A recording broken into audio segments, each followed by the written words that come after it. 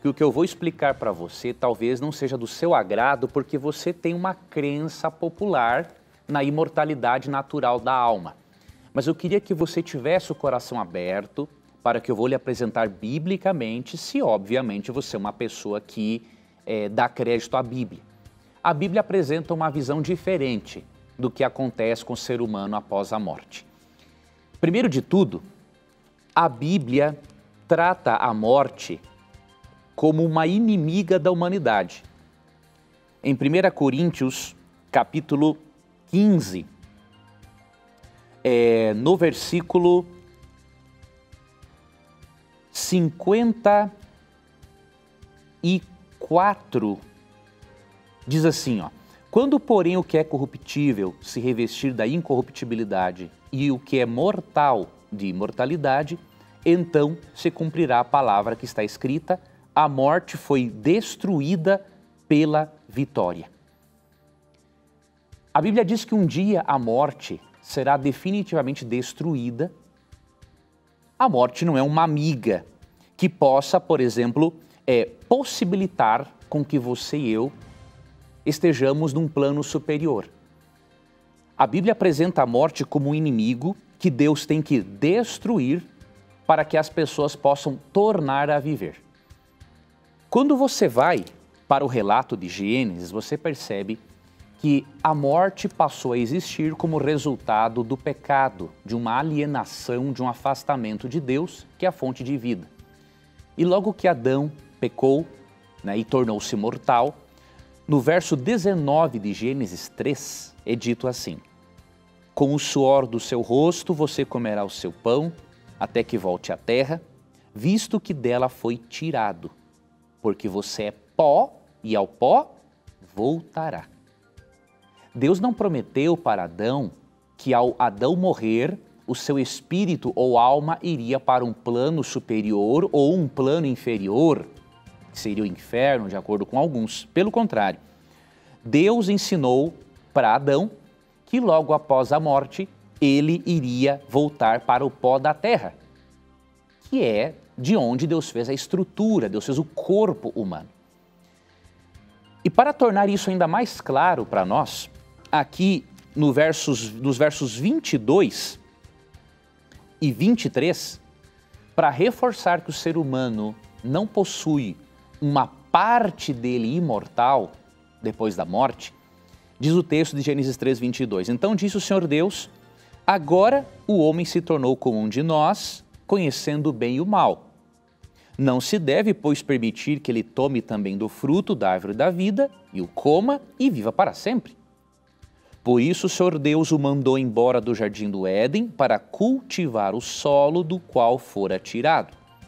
Depois de expulsar o homem, colocou a leste do jardim do Éden querubins e uma espada flamejante que se movia, guardando o caminho para a árvore da vida. Se Adão foi privado da árvore da vida justamente para não ser imortal, é óbvio que à luz da Bíblia o ser humano é mortal. Não podemos dizer que a árvore da vida era para dar imortalidade apenas para o corpo. Não, era para dar imortalidade para o ser integral. Quando nossos primeiros pais são privados da árvore da vida, você e eu também o somos. Fomos privados também da árvore da vida. E por isso que Romanos 6,23 diz que o salário de todo pecador é a morte, a degeneração e depois a morte. Se você ler Apocalipse 22:2, ali é dito que após a volta de Jesus Cristo, os justos ressuscitados comerão novamente da árvore da vida que Deus havia privado o ser humano lá no Jardim do Éden. Será estar na presença de Deus, entrar em íntima comunhão com a fonte de vida que é Deus e o comer dessa árvore da vida que possibilitará o ser humano voltar a ser eterno. Então, não há margem na Bíblia para a crença de que é possível estar consciente após a morte. Primeiro, porque o ser humano foi privado da árvore da vida.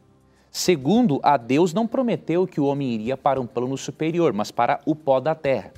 E terceiro, a Bíblia ensina que a morte é um estado de inconsciência até o dia da ressurreição. Você vai ver muitos textos sobre isso, tanto no Antigo quanto no Novo Testamento. Mas eu vou ler apenas um agora, para irmos para outras perguntas. E com certeza eu creio que esses textos vão estimular você a continuar estudando este assunto e entendendo-o biblicamente. Diz assim, 1 Tessalonicenses 4, eu vou ler do 13 ao 18.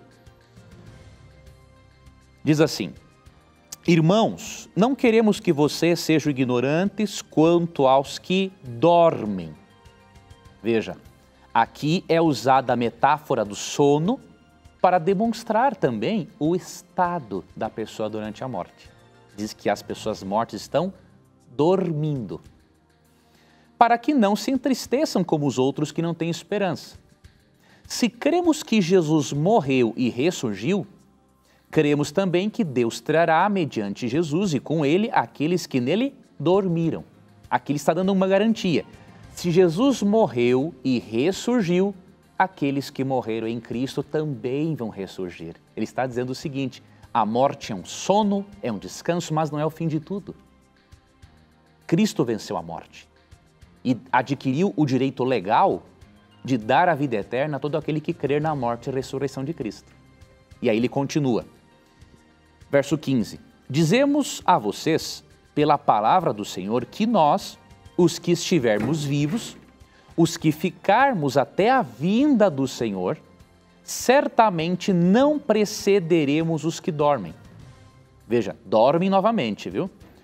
Pois dada a ordem, com a voz do arcanjo e o ressoar da trombeta de Deus, o próprio Senhor descerá dos céus e os mortos em Cristo ressuscitarão primeiro. Depois nós, os que estivermos vivos, seremos arrebatados com eles nas nuvens para o encontro com o Senhor nos ares e assim estaremos com o Senhor para sempre. E aí o verso 18, consolem-se uns aos outros com essas palavras.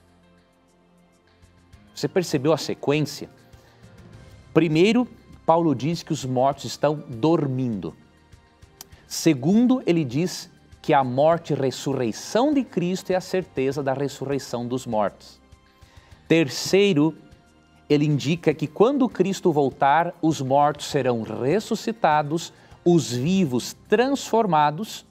E quarto, todos irão para o céu juntos. A Bíblia não ensina que os mortos já estão num plano superior ou num plano inferior. A Bíblia ensina que os mortos ressuscitados irão para o céu junto com os vivos transformados. E para finalizar, no verso 18, Paulo diz assim, consolem-se uns aos outros com essas palavras. O verdadeiro consolo está na doutrina bíblica da ressurreição. Deus não quer que você busque consolo na doutrina espírita, que ensina a consciência após a morte, porque não é uma doutrina bíblica. Deus não quer que você busque consolo na doutrina cristã misturada com o espiritismo, quando ensina que a pessoa, quando morre, ou vai para o céu, ou para o purgatório, ou para algum lugar intermediário para o inferno. Não. Deus quer que você busque conforto na doutrina da ressurreição. Por quê? Porque esta é a verdade. Esta será a maneira de Deus trazer os mortos à existência novamente. E o fato de nós sabermos que os entes queridos estão descansando é muito mais consolador do que se soubéssemos que eles estão inconscientes, sofrendo juntamente com o nosso sofrimento aqui nessa terra. Então, meu amigo telespectador e ouvinte, vá à Bíblia, busque na palavra de Deus o conforto e tenha certeza que se Cristo morreu e ressuscitou e hoje está lá no céu, essa é a garantia da vitória dele sobre a morte. E por isso João 11:25 vai se cumprir perfeitamente na vida dos justos. Diz assim, Jesus diz assim, eu sou a ressurreição e a vida, quem crer em mim ainda que morra, viverá. E em João 6:40 ele complementa dizendo que vai ressuscitar essas pessoas no último dia. Então essa é a doutrina bíblica.